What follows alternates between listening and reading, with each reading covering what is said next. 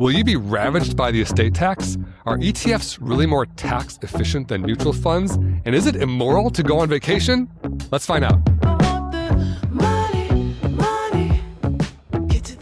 Welcome back to the Personal Finance Club show. Hey, Jen. Yo. I have a bit of a correction to make from a previous episode. I listened to our podcast because I'm a raging narcissist. Confirmed. I love hearing the sound of my own voice. Listen to it as I fall asleep. Wow.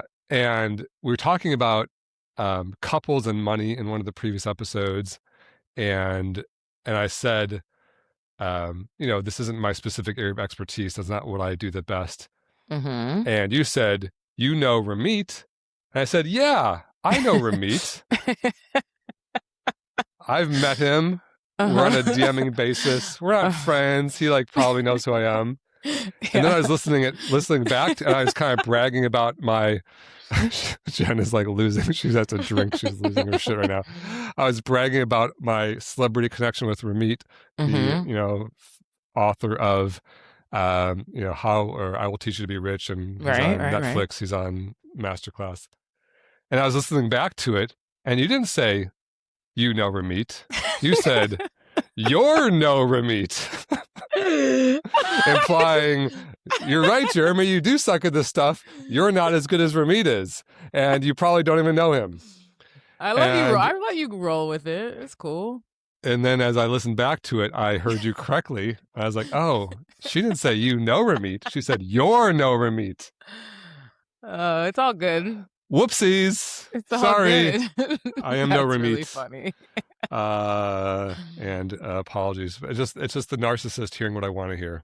No, it's totally fine. It made for good conversation, and it's it's very it was fine. I rolled. I let you roll.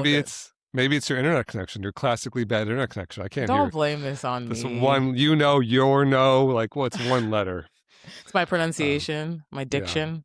Yeah, this North Carolina drawl that you have, I can't. Yeah, you know me and my Southern drawl. That's exactly. And we have one other big announcement. Yes. If you follow on Instagram, or you listened to last week, or you're anywhere in the realm of an email list or anything like that, you know that we're in the white hot middle of our FIRE crash course cohort sign up period. Just for 1 week, we're signing up everyone who wants to do a crash course on financial independence, retire early, where you can track your net worth, project your own early retirement date, learn about the 4% rule, optimize your portfolio, all this stuff. Don't be at the bus stop waiting for the retirement bus to come pick you up when you're 65. Jen hates this analogy. Call back to last episode. Get out there and run to financial independence. And so if you want to sign up, it ends on January 25th, which this is airing the 22nd. So depending on how quickly you listen to these, if it's already in the past, sorry, it's closed. You can't come to this one. Maybe we'll do another one in the future. Maybe not. We don't know yet. And we're limiting it to 500 attendees only. And so if you're not in the first 500, you're going to get locked out. That's called perceived lack of supply. Except it's not perceived. It really is. We are really going to close. We can only spread you so thin, Jeremy. Exactly. I know. I'm going to be touching 500 people. It's all on Zoom, so I'm not going to touch anybody. Yeah, definitely. Don't worry. Reach out a hand. Okay, that's that. Let's get into the show. Okay, let's do it. Let's get into our first segment. Explain it like I'm 5. Are you 5? And are you listening to this podcast? Well, if so, you're going to love today's topic, because it's really it's what 5-year-olds, I think, love. 5-year-olds love this topic. They talk about it. Yeah. If you have a 5-year-old home, what is your 5-year-old always thinking of, Jen? They're talking about estate planning. Estate planning. 5-year-olds love it. Scary. They're always saying, they're like, blippy, blippy, monster trucks, estate planning. That's what 5-year-olds say. I don't even know what Blippy is. I'm not in the kid You don't know world. what Blippy is? Well, you don't have kids. Blippy he's big. Major? He's major. He's a YouTube sensation. Oh, the kids are watching YouTube. Yeah, that's right. Okay. Got it. Well, this is not so much Blippy, but it is more estate. Let's talk about it. What does that mean? What is estate planning? So I hate this term estate planning because I think the term estate planning evokes this image of a summer home in the south of France, and you needing to route it through some Swiss bank account to evade the U.S. estate tax, and estate planning is just for these abstract uber wealthy people who are doing this sort of estate planning thing, and that's like Succession. not at all right. Did you ever watch Succession? No. What is that, HBO? You might like that. Wait, is that the one with the rich kids and the dad? I think it's about like the Murdoch family, right? Like the 5 millions, the richest poor guy or the poorest rich guy. Yeah, I probably would. Anyway, they definitely had a lot of estate planning to do, but this is not scary like that. You don't have to be the Murdochs to. No. I have a 4-year-old to take care of who always talks about estate planning. All right, so first of all, let's get the estate tax out of the way. Okay. This is my favorite trivia question. I think I literally asked Jenna up to this question. I think I remember. And she's now the third time. She's probably going to get very close. So when you die, the government charges an estate tax. All of your stuff, like let's say I have a bank account with X amount of dollars in it. And like, let's say I have a very, very simple financial situation. It's one checking account, all my cash is sitting there, and I want to give it to my kids. There's an estate tax when I die. When I pass it from me to my kids, I pay the estate tax. But there's a lifetime estate tax exemption.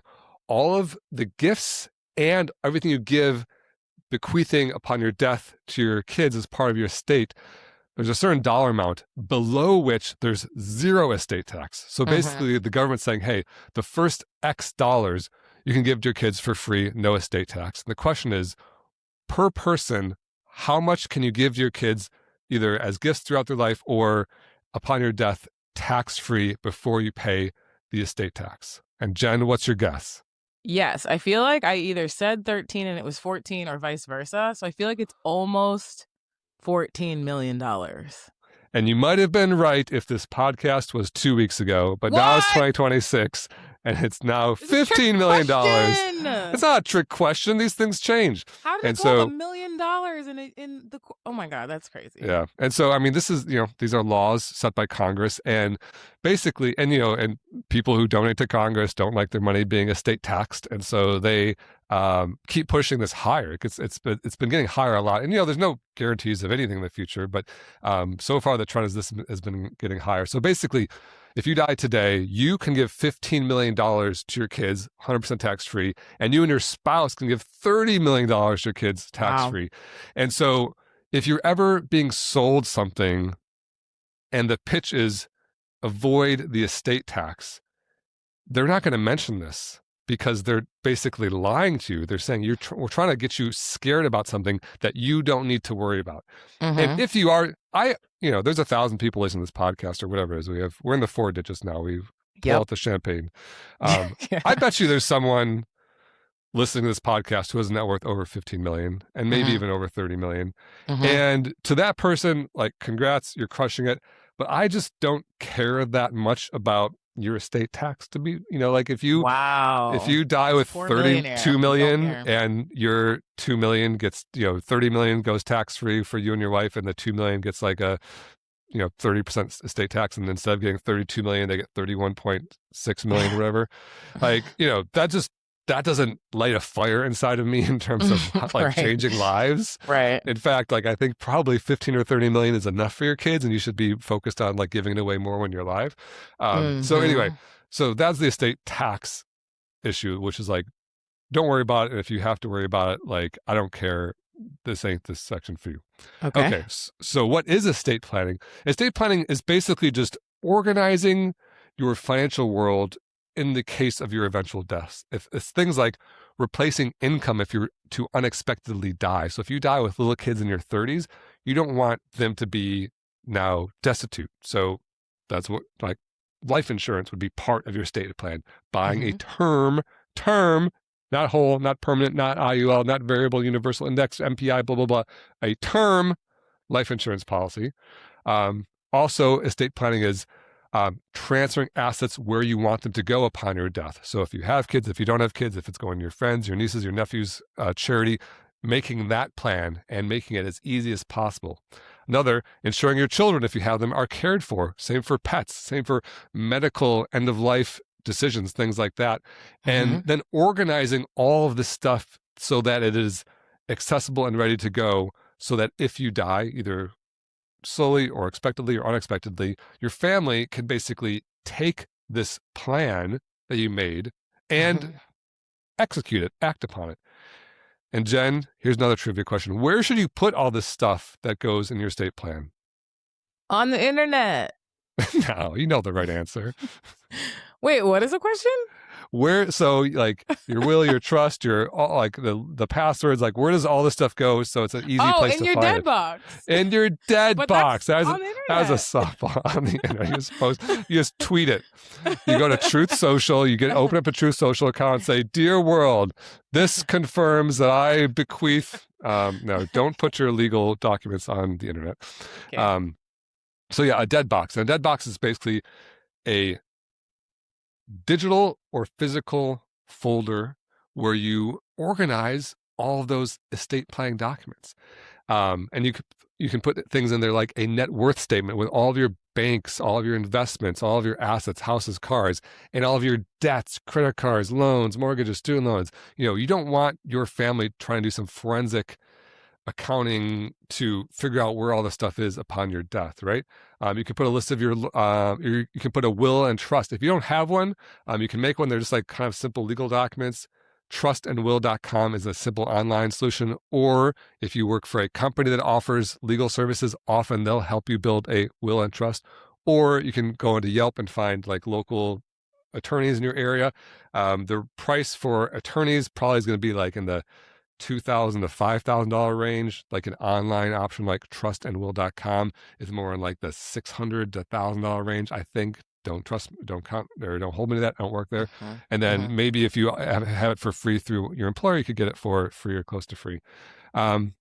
Insurance policies, car and home title, contact info for your lawyer and CPA, account and device passwords so that your family can find. Actually, I just had a friend whose husband unexpectedly passed away early, like totally unexpectedly. He was like fine, posting to Facebook, went to bed, didn't wake up, and he was like into crypto and I literally went to her house in like the weeks after he died to try to like find his crypto because he didn't have a dead box with the stuff in it.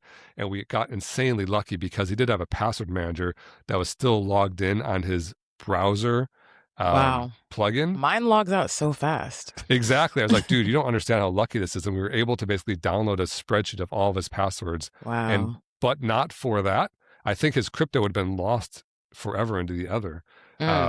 So, that's why a dead box is important.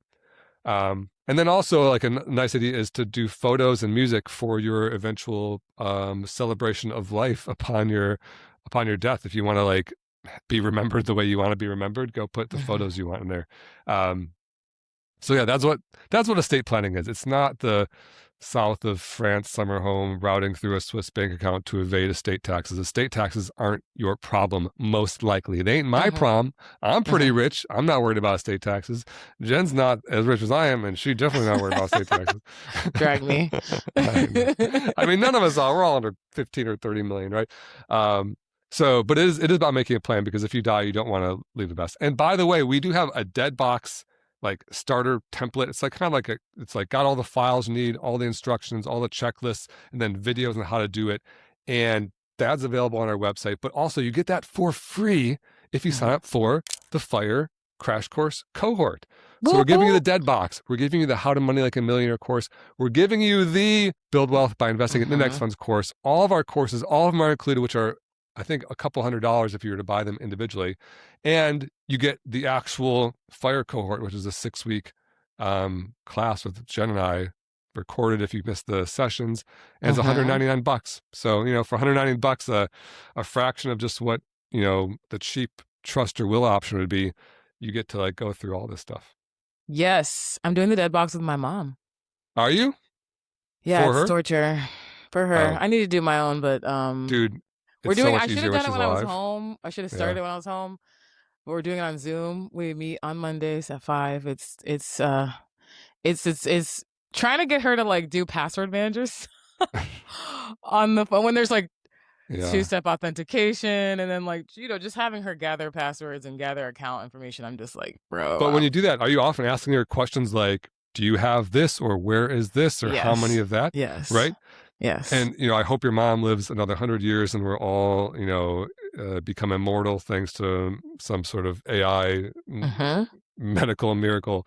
But if Mm-hmm. your mom does pass one day, like, can you imagine trying to do this without being able to ask her a question? It's like, Yeah. It's yeah. impossible. So we're starting with her because my dad is impossible. So I'm like, let me start with you, and then we'll like travel upstairs and be like, Dad, do you think that, we'll like convince him. We'll be like, okay, I tried it with my mom. My dad will have to do when we're both home. Like we'll have to like okay, Okay. let's hunker down because he's just like he has an Excel spreadsheet of passwords. So we're gonna have to like really do some. He might be easier in that regard, but then the other stuff, he's like, I don't know. He's just men are funny about their like Yeah, secrets. that's true. But men, if you're listening out there, men, come on, make it easy on your women. Make it easy on your Let's kids. go. I Make it easy on know. your, make it easy Okay. on your, But or that's make it easy on your awesome. men. Okay. Yes. Uh, I don't know. But I was thinking about so the courses are 69 each, right? 70, and then the dead box is 50. So if Yeah. you don't have any of the courses and you do the cohort, you're basically getting the cohort for like $10. Yeah. Aren't the courses 99? Oh, I'm thinking of sale courses. Yeah. So you're Like, getting a yeah. huge deal. Right. That's the sale price. Even on sale, it's like a steal. And Yeah. oh, by the way, I know someone's listening. Like, what if I already have the course? If you already have the course, we're going to send you a coupon code to basically Yes. give you an even cheaper price to credit you for already having the course, since you don't have to rebuy it. Yeah, so check out your email. I'll be sending those out Yeah. soon. Or if by this point you already have them. Okay, cool. Shall we get into our next segment? What's the next segment? Money, money. Can I ask a dumb one? Yes, you can ask a dumb person, and I will answer. Okay, This great. is actually a really smart question. This is like such a smart question. I'm going to do my best to give the smart answer. I love it. It's an audio question, which we love. If you want to submit one, send it to our Instagram or email us at podcast@personalfinanceclub.com. So let's listen to this together, and then Jeremy will answer. Hey, Jeremy, Jen, and everyone at the Personal Finance Club. Love all of the content. My name is Anthony. I'm a 35-year-old New York City teacher who maxed out their TDA last year, which is our 403B. I have no debt, wish to retire early, don't really care about a reduced pension and all that. But I want to start investing in a brokerage in thinking about tax diversification. I still plan on maxing out my TDA, which now has a Roth option as well. I'm seeing a lot about not investing in mutual funds for taxable brokerages and to use ETFs instead. I believe I understand why when it comes to dividends and capital gains, but is it that black and white? If I'm starting to invest at a brokerage, should I be avoiding mutual funds and looking at ETFs instead? Thanks in advance. Thank you for the question, Anthony. Great question. Love Anthony, crushing it. By the way, 35-year-old teacher in New York, maxing out his 403B, trying to invest above and beyond that in a brokerage account, targeting early retirement. This is like FIRE personified, which is, it's so easy. Last week or a couple weeks ago, we talked to Celicia. Love her, wish her the best. But I know, I'm gonna rag on Celicia some more. She doesn't listen to this one. She had a $40,000 plus car, an $800 a month car payment, and had like $20,000 in her, or $27,000 or something in her, all of her investments combined. Like, she was upside down, right? She had way more liabilities and very few assets. Like, Anthony is just crushing, where he's saying, I'm gonna like just be maxing out these accounts. So, broad strokes, way to go, Anthony. You're going to retire early. You're going to be extremely wealthy. You're crushing it. Congratulations. Now, your question is basically, when I'm investing in a taxable brokerage account, ETF versus mutual fund, there's these like, everyone kind of like flips their hair and says ETFs are better. They're more tax efficient, yada, yada, yada. And it's this implication that you're going to become way more wealthy with ETFs and you're going to have this like huge tax burden with mutual funds. Is that true? So here's my answer. First, it's important to note this conversation is irrelevant in tax advantage accounts. Your IRA, your 401k, your HSA, your TSP, your 403b, any of these accounts, it doesn't matter because tax efficiency doesn't come into play because you don't get taxed on gains or distributions in there. You're either taxed not at all, like in a Roth IRA, or you're taxed on withdrawal, at which point that stuff has already come out in the wash. So this is only talking about taxable brokerage accounts. So it's a little bit nuance. Do we need to have the nuance cannon? There the nuance, is no. the It nuance doesn't. H-bomb? No, it doesn't make sense for there to be any alarm. What is the least nuanced alarm I can think of? The nuanced jackhammer. Okay. So a mutual fund is kind of like everybody pooling their money into one big account and then that account buying a bunch of stocks. Mm-hmm. And when someone wants to take their money out, like they say, hey, give me my share, they sell a bunch of stocks to get the cash and then they give the person the money out. And then the way that is taxed is everybody equally reports that distribution, the taxable distribution on their taxes. Usually that doesn't happen. Usually there's more income than outflow. And so in normal years of a normal mutual fund, there really is very little to no capital gains. But something weird happened a couple of years ago with Vanguard target date funds, which is like the perfect kind of example to use of when this can become an issue. And so Vanguard has these target date funds and they had, and this is kind of like a little bit of a tangent, but if you're really nerdy, you're going to think this is kind of interesting. If you're here for like the fart jokes, just stay tuned for a couple of minutes because we can't go that long. It's inevitable. Yeah, exactly. Okay, so what happened is Vanguard had 2 shares of their target date mutual funds. They had like a basic investor share and then like an enterprise share, or 2 classes. So a basic investor class like individuals like you and me, and then like an enterprise class like Microsoft might hold in their 401k for their employees.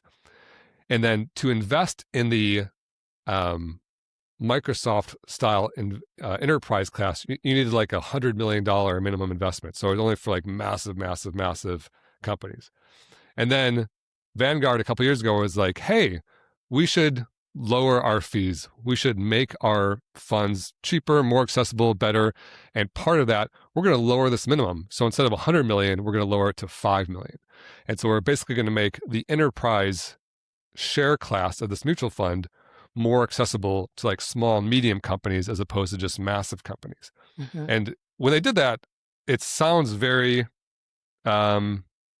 innocent, like they're trying to do the right thing. And there was this massive unintended side effect, which was all of those companies that held between 5 million and 100 million in the investor share class now became eligible for the enterprise share class. And so they said, great, let's switch. So they sell all their investor shares, they transfer all their money to the enterprise and then buy all the enterprise shares. And so then that thing happened that I said usually doesn't happen, where a bunch of money came out of this mutual fund all at once. And then the mutual fund had to basically say, hey, we had this big capital gain, we realize. All of you are going to realize that in your taxes. And so you might be saying, well, you have to pay the taxes of this company that ditched? Not really. So here's how it works for you. By the way, Vanguard's like in the middle of a class action lawsuit over this because, investors or the litigants are saying that they weren't looking out for their investors when they did this, and I'm sure they're going to pay out because this was a pretty massive F up. But it sounds like this like horrific thing and you're paying all these taxes. That's not really true. So if you held the mutual fund version on that day, and let's say it was $100 a share, you like Google the share price, that's just how much it cost to buy one share, $100 a share. What happened is like 10% of the people exited, all these small and medium businesses. And so they had to sell 10% of the stocks inside to pay them out. What happened is the share price then dropped from $100 a share to $10 a share. And then they paid a distribution to all the shareholders. So if I owned a $100 share, my share price became $90 a share, and they gave me $10. And so on the stock chart that year, people were losing their mind because the stock price dropped by 10%. Everyone's like, why did this go down by 10%? But on that same day, they got a dividend of 10%. And so on Tuesday, it was a $100 share, $0 dividend. On Wednesday, it was $9 share, $10 dividend. Tuesday to Wednesday, you still had a $100 share. But then there's a problem is when you file your taxes this year, the government says, hey, you got a $10 dividend, pay us tax on that $10. And you do have to pay that tax. And so you might say that's tax you wouldn't have had to pay otherwise. That's not quite true, because you would have to have paid it when you sold one day, but maybe just not that year. And so you're not actually paying a tax you wouldn't have paid otherwise, because it's accounted for in your basis, like your total gain, but you're paying a tax in a year you maybe wouldn't have chosen to otherwise. And so that's when people talk about mutual funds versus ETFs, I think that's kind of the crux of the issue, which is mutual funds. It's not really completely at your discretion when you pay the tax on the gains, because there might be these more random distributions. It's really uncommon. Also, it might not hurt that much. Like I said, you're going to pay that tax anyway, and maybe paying it now is potentially even a good thing. If you're in a lower tax bracket now than you are when you sell in 5 years, maybe that's a good thing. And so it definitely is nuance canon, nuance blowhorn, nuance. This nuance joke is Jen is getting less and less tickled by it. Honestly, and she started untickled by it. I was like, what is nuance canon? My brain was processing it. Yeah. Okay. All right. So yeah, that's the difference. Net result, when people just like say, oh, they're less tax efficient, don't do them. I'm like, at the end of the day, you're probably going to have about the same amount of money. And in fact, you could have more money depending on your tax brackets, things like that. And most likely it's very small to nothing. This Vanguard situation I just described, which was like this 10% thing, that was headline news in the Wall Street Journal and is the subject of a big class action lawsuit. Normally that doesn't happen at all. And it's no different. And so all that said is that's what it is. The good news is if anything I said there strikes you as a bad idea, you can just buy the ETF version. ETFs are like readily accessible in brokerage accounts. That said, I just opened up custodial accounts for my 2 children who got a cash gift for Christmas. And I decided to go with the mutual fund version. And that is a taxable account, even because it's a taxable account for them. And the reason I made that decision was ETFs are a little bit harder to trade. They're a little harder to automate. They don't trade during opening hours. Mutual funds are just like, put the money in, forget about it. And I think that simplicity is going to serve them better than any risk of this like nuanced tax issue over the years, especially since they're young and they're in low tax brackets. If they do have a distribution, they're going to pay no tax on it. And so might as well. And so, yeah, I went with the mutual fund version in that case. But if you don't want to, go with the ETF version. But is it a big deal? No. Gotcha. It's a small deal. It gets the nuance. What's like if you have like a little tiny symbol on your fingers and you do a chime, it's like the nuance. Ching, that's not like a little thing. Dinner chime. None of this is a thing. This whole podcast is not a thing, Jen. It's all entirely made up. And so we have to roll with it. Okay, don't get existential on us. All right. Do we answer all of Anthony's question? I think so. He was just basically asking, is the ETF thing that big of a deal in taxable brokerage accounts? And I say no. Okay. All right. right. Shout out to Anthony. Great question. Thank you for the audio question. We love those. We haven't had a video question. I think do we have one?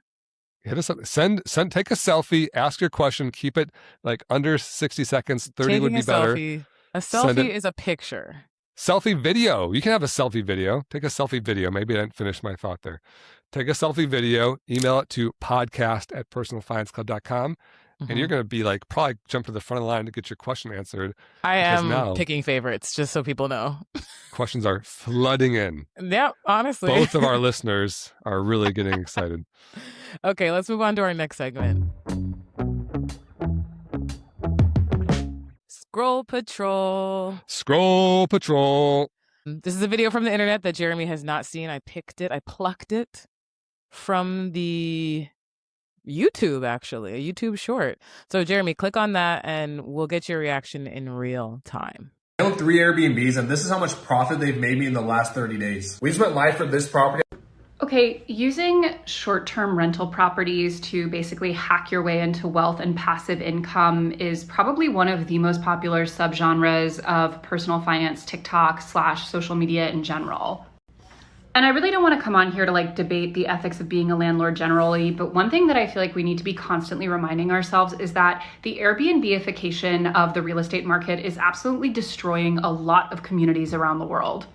Affordable housing is in massive shortage across the world, but especially in these same hot markets where people are going to be interested in accumulating short-term rentals that they can leverage for profit at the expense of people who actually need to find housing in these areas. And almost by definition, they're not going to be the same people who are advocating for a lot more affordable housing to be built, because that would ultimately depress the value of these rental properties they're hoarding. Cool. So that was like a You're reacting to a stitch. reaction of a video? Yeah. This is a reaction to a stitch to a video. We're layers deep into the It's real meta.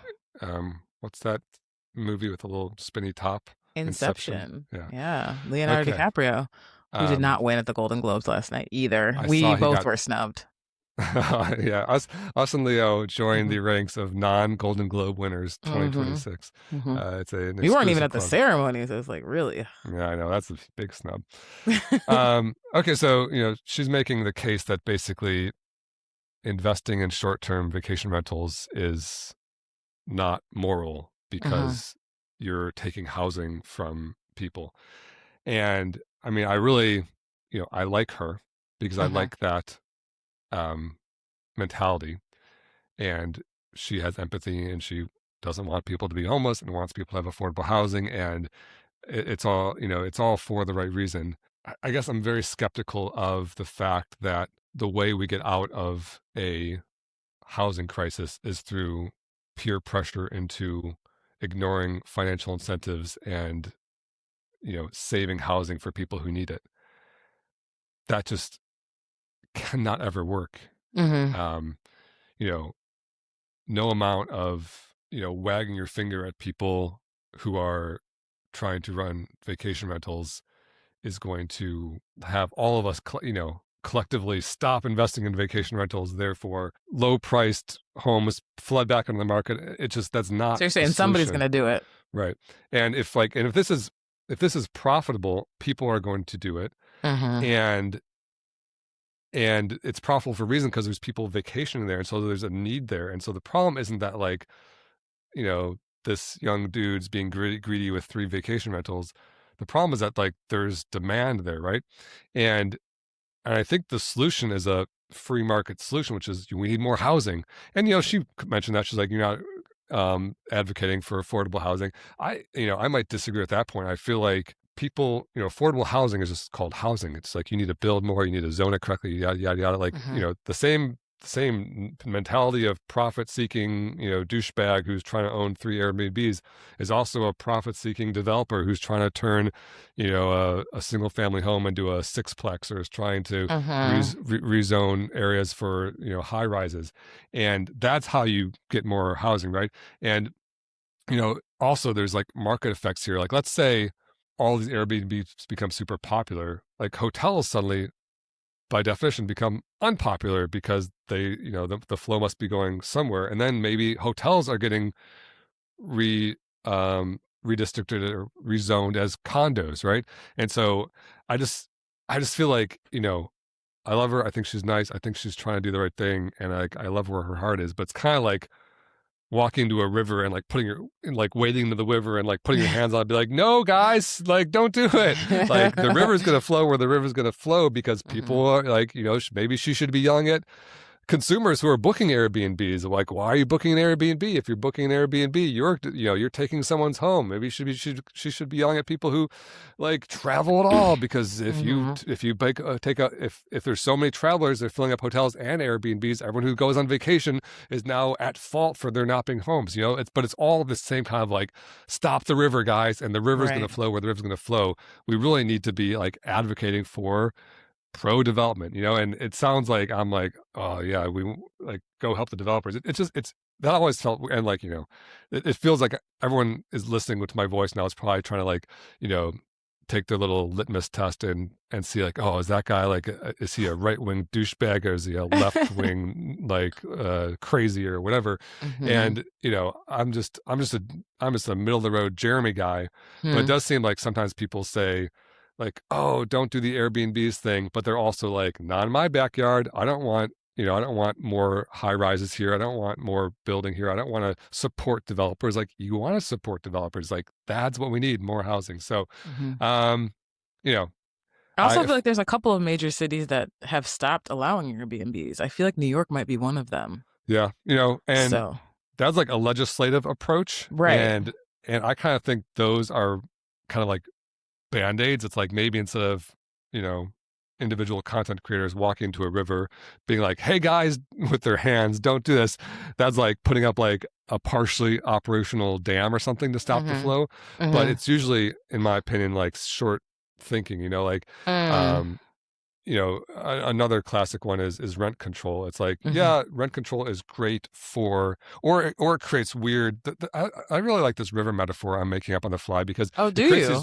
Yeah, okay. I'm gonna really compliment my own metaphor because it creates these like weird. You stop the flow there, but then it floods over elsewhere. It's like, okay, maybe Airbnbs stop, but maybe like these like boutique hotels start popping up or condos are getting sold and converted to apartments, or creates other incentives, and the flow pops out other ways. And so it's like just stopping the flow, whether through peer pressure or even legislation, I think is kind of like trying to dam rivers. And when in fact you should really be like building a river in the direction you want to go in, so that the river can flow that way. That's my take. And so I'd say for her heart, for her goals, for her purpose, I'd say A+. Like, I want housing too. For her approach, that's not what I think is likely to work by peer pressuring people into not doing Airbnbs. So I give it I don't know. I don't want to give it a grade. It's going to make me sound mean. I give it a pass. Is that bad? Oh, wow. It's not that bad. I was going to say like a B or a C or something, but like. Oh, okay. That's not crazy. You've never have you given anybody an F? Yeah, I've given Fs, or maybe I've given D minuses. You don't give me really bad ones though. You got to give me more like scams and stuff like that. It's sometimes, anyway. Yeah. Okay. Well, so a B minus. Sure. Okay. Gents. I get scared now. Trying to keep me from being canceled. As if she's watching this. Yeah, I know. I'm sure she's one of our 2 listeners who can't wait to see her video be reviewed. Right. Okay, we'll allow it. All right, let's get into our last segment of the episode. Money. Jeremy had time today. Okay, so we're in the comment section. Jeremy, as you all know, is infamous on the internet, and so he gets lots of comments. And you recently, I think last week, posted a month-by-month performance of your investment portfolio for 2025. Do you want to explain what we're seeing, and we'll get into this comment? Yeah, basically, there's a big table on the left-hand side, the months, January through December, and then the middle column, market change, what the price did of my portfolio that month. And on the right side, dividends, how much it paid out in dividends. And so the market change, the price change is like up some months, down some months, and then the dividends are consistently paying between $1,000 and $28,000 a month.